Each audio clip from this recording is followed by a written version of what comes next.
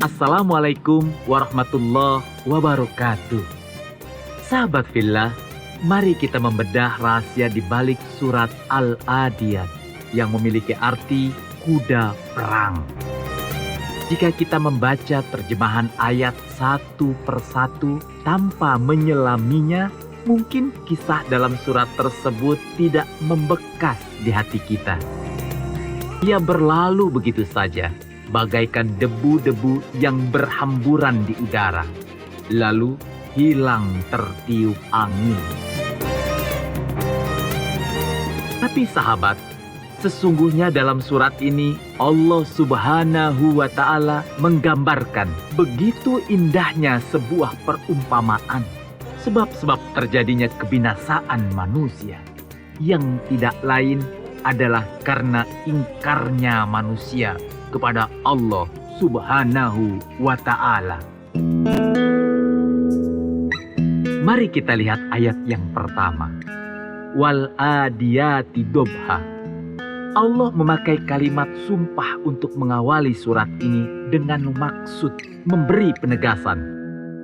Lalu, mengapa Allah bersumpah dengan kata kuda?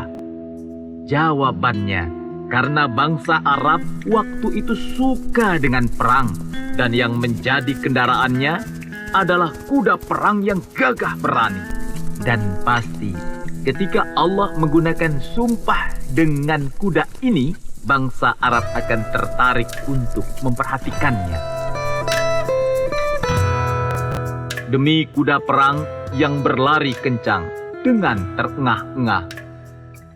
Sahabat fillah, di ayat pertama ini Allah menggambarkan seekor kuda perang yang ditunggangi tuannya. Kuda itu berlari sekencang-kencangnya mengikuti perintah orang yang menunggang di atas punggungnya. Tidak sedikit pun kuda itu berani membantah tuannya. Ketika ia dipacu untuk menuju sebuah sasaran, maka kuda itu akan fokus, terus berlari meskipun sampai terengah-engah. Lalu, kenapa kuda itu tunduk kepada tuannya? Jawabannya adalah iman. Ya, dia percaya bahwa tuannya akan memberikannya imbalan atas amal yang ia lakukan. Kuda itu akan diberi makan yang banyak oleh tuannya jika menuruti semua perintahnya. Lihatlah, kuda saja loyal terhadap tuannya. Lalu, kenapa engkau, wahai manusia, tidak loyal terhadap Tuhanmu? Padahal, dia selalu memberikan karunia yang banyak.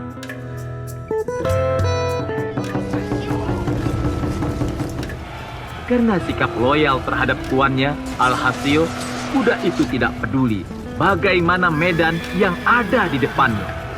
Meskipun berlari di atas bebatuan yang keras, sehingga mengeluarkan percikan api lantaran beradunya kaki dengan batu. Namun, kuda itu tetap berlari kencang sekali. Meskipun masih gelap gulita, ya, kuda itu akan terus berlari ke medan perang, walaupun resikonya adalah kematian. Lagi-lagi karena apa? Ya, karena tuannya ingin terus menuju ke satu sasaran. Dan ini adalah bentuk ketulusan dan keloyalan seekor kuda terhadap tuannya yang telah memberinya makan dan merawatnya. Bahkan, jika ada halangan di depannya, kuda akan melompat untuk sampai ke tujuannya. Sehingga, saking kerasnya pijakan kaki kuda, debu-debu pun berhamburan, tertinggal di belakangnya. Lalu, sampailah ia di tengah-tengah tempat yang dituju tuannya, yakni di tengah-tengah musuh yang awalnya berada di depannya.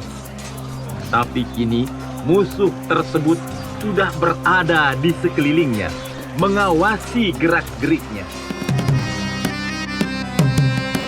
Nah, di ayat selanjutnya, sahabat fillah, ayat ke-6 surat Al-Adiyat, Allah menegaskan, sungguh manusia itu sangat ingkar dan ia tidak pandai bersyukur kepada Tuhannya. Ayat ke-6 inilah sebetulnya yang ingin ditegaskan kepada kita semua, yakni kebanyakan kita lupa akan karunia dan nikmat yang Allah berikan kepada kita. Sahabat fillah yang dimuliakan Allah, mari kita coba pahami bersama.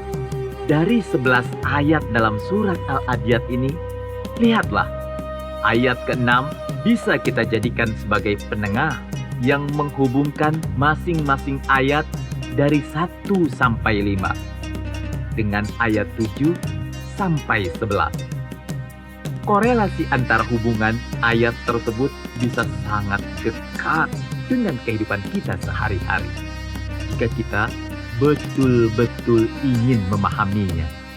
Sebagaimana ayat ke-7 dalam surat ini dikatakan bahwa dan sesungguhnya manusia menyaksikan keingkarannya. Ayat ini memiliki hubungan dengan ayat ke-1, di mana kuda berlari kencang dengan terengah-engah untuk menuju ke sebuah tempat.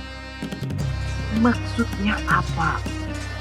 Maksudnya adalah ketika kita sebagai manusia bisa fokus sebagaimana kuda perang yang ditunggangi tuannya tadi, kita harusnya fokus terhadap apa sebenarnya yang Allah perintahkan kepada kita. Fokus kemana tempat yang seharusnya kita tuju. Tapi sayangnya, kita justru tidak fokus dengan tujuan utama, yakni akhirat. Tapi sebaliknya, kita beralih kepada dunia dan itu kita menyadarinya. Kita lihat apa yang tersirat dalam ayat selanjutnya, yakni ayat ke-8. Dan sesungguhnya dia sangat bakhil sehingga teramat cinta kepada harta bendanya. Kita coba kembali dengan perumpamaan Allah pada ayat kedua yang menggambarkan betapa kuda itu karena berlari sangat kencang sehingga mengeluarkan percikan api dari kuku-kukunya yang terkena batu. Dari ayat ini sekarang bisa kita lihat betapa banyak manusia yang sudah bersiap-siap pergi berangkat kerja mencari harta dunia dari pagi buta. Saking cintanya kepada harta, mereka lebih memilih sholat subuh di akhir waktu. Atau bahkan mereka memilih enggan sholat subuh. Lagi-lagi karena kecintaannya terhadap harta benda. Na'udzubillah min dzalik. Sahabat fillah, padahal dalam ayat selanjutnya Allah Subhanahu wa Ta'ala mengingatkan kepada kita, maka apakah kita tidak mengetahui tatkala dibangkitkan apa yang ada di dalam kubur? Coba kita kembali ke ayat ketiga. Dan kuda itu menyeberang tiba-tiba di waktu pagi. Bayangkan saat kuda itu sedang melompat di atas musuh, dia bisa melihat semua yang ada di bawahnya. Begitu juga ketika kita dibangkitkan dari alam kubur, maka kita akan melihat amal baik dan amal buruk kita selama hidup di dunia. Bagi manusia yang ingkar terhadap Tuhannya selama hidupnya, akan menyesal dengan sangat. Kenapa selama hidup di dunia melupakan apa yang diperintahkan Allah Subhanahu wa Ta'ala? Namun, penyesalan sudah tidak ada artinya. Dan bahkan manusia yang ingkar akan semakin menyesal ketika Allah bongkar semuanya yang ada di dalam dada.